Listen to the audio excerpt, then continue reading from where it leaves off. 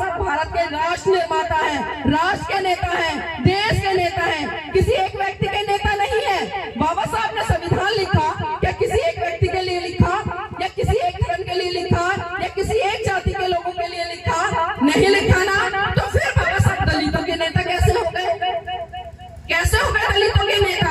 उन्होंने कहा, हमने मान लिया, क्योंकि हम लोग जानने की तरफ नहीं बढ़ते, हम मानने में। और आजकल तो एक ट्रेंड बन गया है पूरे भारत देश में, हम जातियों को लेकर बहुत ज्यादा गाने बना रहे हैं। बाबा साहब ने जाति तोड़ने की बात करी। बाबा साहब ने कहा कि अगर यहाँ पर 6 लोग खड़े हैं, एक चमार है, एक जाटव है, एक खटीक है, एक रैगर है, एक बैरवा है, एक गोपी है, एक कुम्हार है, एक यादव है, कोई भी है, अगर ये सभी लोग अपनी जाति को हटाकर उसके अपने नाम के पीछे अगर बोध लगा ले तो कोई इनकी पहचान नहीं कर पाएगा, और ये सभी नदियां एक समुद्र में मिल जाएंगी, वो बोध कहलाएंगी।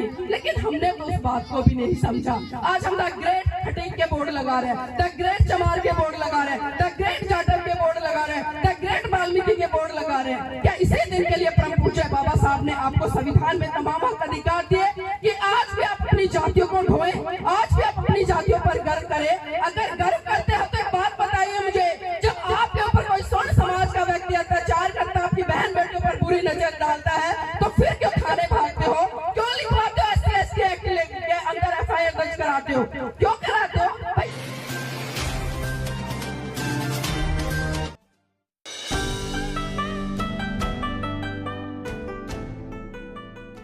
मैं दिल्ली से 800 किलोमीटर चलकर आई हूँ, मेरा भी परिवार है, मेरा भी बच्चा है, और मैं आपको बता दूं पिछले 1.5 महीने से लगातार मैं अपने घर से अपने बेटे को छोड़कर जगह जगह जाकर कार्यक्रम और मंचों को संबोधित कर रही हूँ। मेरे घर में भी 5 दिन पहले मृत्यु हुई है 19 साल के बच्चे की, उसको छोड़कर भी मैं देखे समाज के बीच में हूँ। पीड़ा है, समझती हूँ मैं कि आज भी कहीं न कहीं मेरा बहुजन समाज कर्म कांड आडम्बर तरह तरह की चीजों में उलझा हुआ है, और जो मेरे बहुजन समाज का पैसा है, खून गाड़ी पसीने की कमाई है, वो उसको ना तो अपने बच्चों की शिक्षा पर लगा रहा है, ना अपने रोजगार के लिए लगा रहा है। अगर वो लगा रहा है तो उनको उन कर्म कांडों, उन पूजा पाठों में लगा रहा है जिनको पे लगाने के लिए परम पूज्य बाबा साहब ने उन्हें मना किया। क्योंकि मैंने बात करी भारत को पौध में होने की, ना तो हम भारत को पौध में कर पाए, और दूसरा जो सपना था परम पूज्य बाबा साहब का, वो अक्सर कहते थे, सोचते थे, और संविधान में भी आपको अधिकार दिया कि मेरे बहुजन समाज का तबका इस देश की सत्ता पर राज करे।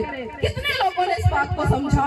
अगर मैं उत्तर प्रदेश का उदाहरण लूं तो हमने देखा कि 4 बार यहाँ पर बहुजन समाज के लोगों ने अपनी एकता दिखाई और कहीं ना कहीं सत्ता के मजे भी चखे। लेकिन जैसे ही हम सत्ता में आए, जैसे ही हमने संसाधनों का उपभोग करना सीख लिया, हम बहुत जल्दी आलसी हो गए, और हमने अपने आप को इतना बड़ा समझ लिया कि अरे हम तो इस देश के शासक बन रहे हैं। ऐसा शासक बनना नहीं होता। शासक बनना है तो सीखिए उन लोगों से जो लगातार 100 साल तक मेहनत करते, जो अपनी संस्कृति को बचाने के लिए, सामाजिक आंदोलनों को मजबूत करने के लिए लगातार घर घर जाते, जो सुबह 4 बजे शाखाएं लगा देते हैं। क्या उनसे हम लोगों ने सीखा? हम तो ये चाहते कि आज ही बीज बोए, कल पौधा उगाए, वो बड़ा हो और परसों फल आए और तीसरे दिन उस पर फल लग जाए। ऐसा ही सोचते हैं ना? क्या ऐसे हम काम कर पाएंगे, या ऐसे हम बाबा साहब के सपने को साकार कर पाएंगे? विडंबना है, दुख होता है कि दोनों सपनों में से हम एक भी सपना साकार नहीं कर पाए। अभी कोई कीर्तन जागरण हो जाए ना, वहाँ पर मेरे समाज की बहन बेटियां देखे कितनी भारी संख्या में चली जाएंगी, पूरा दिन भूखी प्यासी बैठी रहेंगी, घर पे खाना तक नहीं बनाएंगी। लेकिन जब अपने समाज के, अपने महान पुरुषों की बातें होती है, उनके विचारधारा को बढ़ाने के लिए चर्चाएं होती हैं, उसमें आप बिल्कुल भी सक्रिय रूप से भूमिका नहीं निभाती है। बहुत सारे लोगों को मेरी बातें बुरी लगती है, मैं कड़वा बोलती हूँ लेकिन सच बोलती हूँ। आप खुद सोचिए कि आज इस भारत देश में हमारी क्या स्थिति है, क्योंकि बाबा साहब की दोनों बातों में से हमने एक को भी नहीं माना।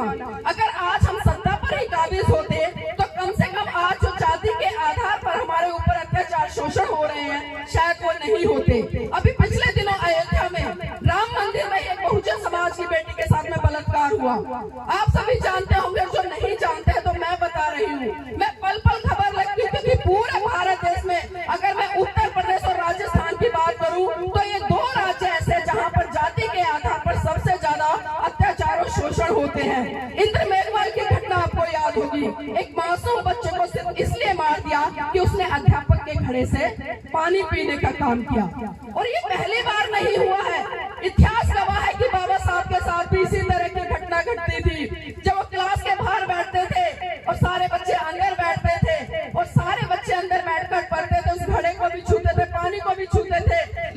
दिन चपरासी भी नहीं आता था तो बाबा साहब को उस नल से भी पानी नहीं मिलता था।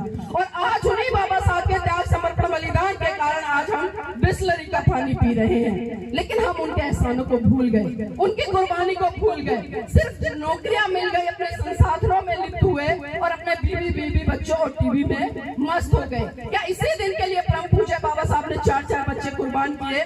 क्या इसी दिन के लिए उन्होंने अपनी जीवन संगनी की कुर्बानी दी? क्या इसी दिन के लिए उन्होंने अपने तमाम संसाधनों की कुर्बानी दी कि मेरा बहुजन समाज थोड़ा सा सुख भोगे और सारे जो त्याग समर्पण है उनको भूल जाए? मेरी बहनों, मैं बाबा साहब के जीवन से जुड़ी हुई पर जरूर जिक्र करना चाहूंगी, क्योंकि मैं चाहती हूँ कहीं ना कहीं मेरे समाज के युवा बहन बेटियां बाबा साहब के उस त्याग समर्पण को समझे और कहीं ना कहीं अपनी आंखें खोले और अपनी आंखें खोलकर उस ज्ञान को अर्जित करे, उस ज्ञान को फिर जन जन तक प्रचारित और प्रसारित करने का काम करे। बात उस समय की है जब परम पूज्य बाबा साहब बम्बई हाई कोर्ट में प्रैक्टिस कर रहे थे। अचानक उनके पास खबर पहुंची कि साहेब आपका बेटा राजरतन बहुत बुरी तरह से बीमार है। ये बात सुनकर परम पूज्य बाबा साहब घर दौड़े आए और जैसे ही बाबा साहब ने राजरतन को गोद में उठाया, राजरतन ने बाबा साहब की गोद में ही दम तोड़ दिया। ये मंजर देखकर माता रमाबाई बिलक बिलक कर रोने लगी और साहब का कॉलर पकड़कर कहने लगी कि साहेब बस कीजिए, बस कीजिए साहेब, बस कीजिए। आपकी समाज सेवा के फूल ने एक एक करके मेरा पूरा परिवार उजाड़ दिया, साहेब बस कीजिए। तो बाबा साहब कहते कि रमा चुप हो जा, रमा चुप हो जा। रमा तू तो रो भी सकती है, लेकिन मेरी तो आंखों के आंसू ही सूख चुके हैं कि प्रतिदिन मैं अपने समाज के हजारों बच्चों को मरते हुए देखता हूँ। रमा चुप हो जा। तो माता रमाबाई फिर कहती है कि साहेब मैं आज फिर चुप हो जाऊंगी, लेकिन आप मुझे एक बात बता दीजिए कि जब आप अपने बेटे राजरतन को गोद में खिलाया करते थे तो बड़े हर्षोल्लास के साथ कहा करते थे कि रमा मेरा बेटा राजरतन एक दिन बड़ा होकर इस देश पर राज करेगा। तो साहेब आज राजरतन तो इस दुनिया में रहा नहीं, अब मुझे ये बता दीजिए कि बड़ा होकर अब इस देश पर राज कौन करेगा? तो बाबा साहब राजरतन के पार्थिव शरीर पर हाथ रखकर कसम खाते हैं और कहते हैं कि रमा मैं भारत देश में एक दिन ऐसा काम करके जाऊंगा कि भारत की हर रमा की कोख से जन्म लेने वाला राजरतन इस देश पर राज करेगा, इस देश पर राज करेगा।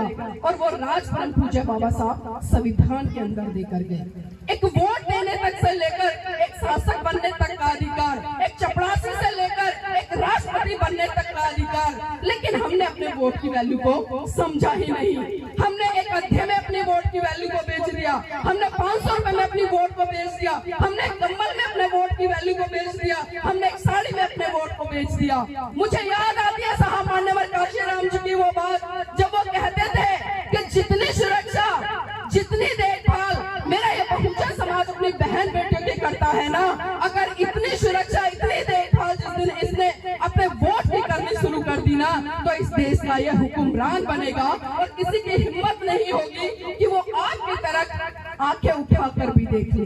लेकिन हमने अपने महान पुरुषों को समझा ही नहीं, सिर्फ उनकी जयकार में उलझ गए, उनकी जयंतियों में उलझ गए, उनके कारवा को निकालने में उलझ गए। और कैसे कारवा, डीजे बजाया, टीका लगाया, गुलाल लड़ाया, नए नए गाने बजाए, सिर्फ उन पर उलझ गए। और आजकल तो एक ट्रेंड बन गया है पूरे भारत देश में, हम जातियों को लेकर बहुत ज्यादा गाने बना रहे हैं। बाबा साहब ने जाति तोड़ने की बात करी। बाबा साहब ने कहा कि अगर यहाँ पर 6 लोग खड़े हैं, एक चमार है, एक जाटव है, एक खटीक है, एक रैगर है, एक बैरवा है, एक गोपी है, एक कुम्हार है, एक यादव है, कोई भी है, अगर ये सभी लोग अपनी जाति को हटाकर उसके अपने नाम के पीछे अगर बोध लगा ले तो कोई इनकी पहचान नहीं कर पाएगा और ये सभी नदियां एक समुद्र में मिल जाएंगी, वो बोध कहलाएंगी। लेकिन हमने तो उस बात को भी नहीं समझा। आज हम द ग्रेट खटीक के बोर्ड लगा रहे हैं, द ग्रेट चमार के बोर्ड लगा रहे हैं, द ग्रेट जाटव के बोर्ड लगा रहे हैं, द ग्रेट वाल्मीकि के बोर्ड लगा रहे हैं। क्या इसी दिन के लिए परम पूज्य बाबा साहब ने आपको संविधान में तमाम हक अधिकार दिए कि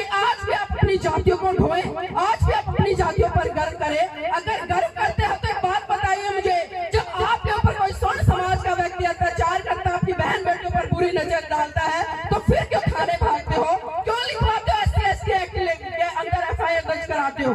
क्यों कराते हो भाई? जातियों पर जब गर्व करना है, आप खुद बोलो तो अच्छा और दूसरा कुछ कह दे तो बहुत बुरा। हमारे खुद के दोहरे मापदंड है, क्योंकि हमने बाबा साहब को समझा ही नहीं, बस हम जैसे कार में उलझ गए हैं। बाबा साहब ने कहा कि मैं किसी भी समाज की उन्नति इस बात से आता हूँ कि समाज की महिलाएं कितनी पढ़ी लिखी हैं और कितनी जागरूक हैं। आज कितनी बहनें ऐसी हैं जो यहाँ पर ग्रेजुएट हैं, बीए किए हैं, पर हाथ उठाना एक भी नहीं है। हमारे पास में एक ऐसा महामानव है जिसने विश्व में गौरवान्वित इस समाज को किया, क्योंकि बाबा साहब जिस समाज से आते हैं उस समाज के लोग उन्हें नहीं जानते, और जो लोग जानते हैं वो बाबा साहब की योग्यता को जाति के आधार पर बहुत छोटा करते हैं। मैं आपको बताना चाहूंगी कि कोलंबिया यूनिवर्सिटी में 300 साल का इतिहास खंगाला गया और उसमें बताया गया एक सर्वश्रेष्ठ स्टूडेंट कौन होगा। तो 300 साल के इतिहास में आपको जानकर आश्चर्य होगा, 100 लोगों की लिस्ट बनाई और उन 100 लोगों में से 25 लोग ऐसे रहे जो किसी न किसी देश के राष्ट्रपति प्रधानमंत्री बने, 25 लोग ऐसे रहे जो बड़े बड़े बिजनेसमैन बने, 20-25 लोग ऐसे रहे जिन्होंने अलग अलग क्षेत्र में काम किया, कुछ लोग ऐसे रहे जिन्होंने साहित्य के क्षेत्र में काम किया। लेकिन पहले नंबर पर अगर किसी को उपाधि मिली, वो किसको मिली पता है? बाबा साहब को। तो बताइए हमारे लिए गर्व का विषय है या नहीं है? है या नहीं है? अमेरिका के राष्ट्रपति पूर्व बराक ओबामा, उन्होंने साफ साफ कहा कि अगर डॉक्टर अंबेडकर हमारे देश में पैदा होते तो हम उन्हें दुनिया का सूरज कहते। लेकिन क्या हमने समझा कि बाबा साहब को दूसरे देश के राष्ट्रपति कह रहे कि वो अगर हमारे देश में पैदा होते तो हम उन्हें दुनिया का सूरज कहते, और भारत के लोग क्या कर रहे हैं? उन्हें जाति के आधार पर उनके कद को इतना छोटा कर रहे हैं। दूसरे कर रहे हैं तो चलो समझ में आता है, लेकिन हम खुद लोग उनके कद को इतना छोटा कर देते हैं। हम बार बार कहते हैं हमारे बाबा साहब, हमारे बाबा साहब, हमारे बाबा साहब। बाबा साहब हमारे लिए, बाबा साहब भारत के राष्ट्र निर्माता हैं, राष्ट्र के नेता हैं, देश के नेता हैं, किसी एक व्यक्ति के नेता नहीं है। बाबा साहब ने संविधान लिखा क्या किसी एक व्यक्ति के लिए लिखा, या किसी एक धर्म के लिए लिखा, या किसी एक जाति के लोगों के लिए लिखा? नहीं लिखा ना। तो फिर बाबा साहब दलितों के नेता कैसे हो गए? कैसे हो गए दलितों के नेता? उन्होंने कहा और हमने मान लिया, क्योंकि हम लोग जानने की तरफ नहीं बढ़ते, हम मानने में बहुत ज्यादा विश्वास करते हैं। आप क्या अयोध्या नहीं, अभी 1-1.5 साल पहले एक भव्य मंदिर बना, उसमें एक पत्थर की विशाल मूर्ति रखी गई और उन लोगों ने कहा कि हमने इस पत्थर की मूर्ति में प्राण प्रतिष्ठा कर दी है। अब एक सवाल है आपसे, क्या किसी पत्थर की मूर्ति में प्राण डाले जा सकते हैं? कोई ऐसा मंत्र है आज या पहले था? अगर होता तो मेरी बहनों मेरे भाइयों सोचिए, विचार कीजिए, इस भारत देश में जब कोरोना आया, एक भी परिवार शायद ऐसा नहीं बचा होगा जिसके घर से कोई भी रिश्तेदार, नाता, भाई बहन, चाहे दादा मामी टाटा पापा जो भी है वो ना गए हो। अगर इन मंत्रों में इतनी शक्ति होती तो आज वो सारे लोग जो कोरोना पीरियड में लाखों लोग मरे भारत देश के, आज वो हमारे बीच में होते ना। लेकिन हम विचार ही नहीं करते, हम सोचते ही नहीं है, हम प्रश्न ही खड़े नहीं करते, क्योंकि प्रश्न खड़े कहाँ से करेंगे? आज जिस तरह से भारत की जो व्यवस्था, और खासकर मैं शिक्षा के क्षेत्र में बात करूं तो धीरे धीरे आपसे शिक्षा छीनी जा रही है और आपके हाथों में कटोरा थमा दिया है। और माँ भी बड़े खुश होकर बच्चे को भेजती है, और बच्चा जब स्कूल से आता है ना, वो ये नहीं पूछती कि बेटा आज मैडम ने क्या पढ़ाया, क्या सिखाया, बल्कि ये क्या पूछती है, क्या स्कूल में क्या बना था। ऐसा है ना? हंसी आ रही है देखो सबको, ये सत्य है। और हमारे तो महापुरुष ने साफ साफ कहा, संत गाड़गे बाबा क्या कहते हैं कि टूटे फूटे बर्तनों में खा लेना, फटे पुराने कपड़े पहन लेना, लेकिन अपने बच्चों को शिक्षित जरूर करना। बाबा साहब ने भी कहा कि शिक्षा शेरनी का वो दूध है जो जितना पिएगा उतना दहाड़ेगा। बताओ हमने क्या इनकी बातों को समझा? हम शिक्षा की तरफ बढ़ ही नहीं रहे, हम सवाल ही नहीं कर रहे हैं। बच्चा स्कूल से आया, बैग पटक दिया, कोई ध्यान नहीं है। और एक चीज सबसे बहुत बुरी आजकल बहुजन समाज के युवाओं में मैं देख रही हूँ, नशे की लत।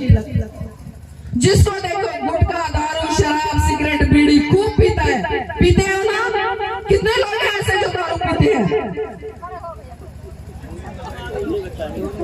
आपके चेहरे की स्माइल ही बता रही है कि आप सच बोल रहे हो, झूठ बोल रहे हो, हाथ क्यों नहीं खड़े कर रहे? अब खुद सोचिए कि जो आप ये नशे का सेवन कर रहे हैं, क्या आपके स्वास्थ्य के लिए अच्छा है? आपके परिवार के लिए अच्छा है? आप 500-600 रुपए एक दिन में दिहाड़ी में कमाते हो, उसमें से शाम को 100 रुपए की दारू पी जाते हो और दारू पीकर फिर गाली गलौज चले से करते हो, बीवी बच्चों को अलग से पीटते हो और फिर 4-5 साल क्या होता है, आपके फेफड़े खराब हो जाते हैं, होते हैं ना? किसी को कैंसर हो जाता है, किसी को मुंह का कैंसर, किसी को कहीं का कैंसर, और फिर जो पैसा जोड़ के रखा है उसको डॉक्टर के यहाँ लेके आते हैं। होता है ना ऐसा? क्या हमारे महापुरुषों ने कभी नशा किया या आपको नशे की तरफ प्रेरित किया? आपको शिक्षा के लिए प्रेरित किया, उधर नहीं गए। नशे के लिए मना किया, उधर बहुत जल्दी भाग गए, क्योंकि मना कर रहे हैं ना वहां पर तो, और जहां मना करेंगे बहुजन समाज को वहां बहुत ज्यादा भागेगा। ऐसा है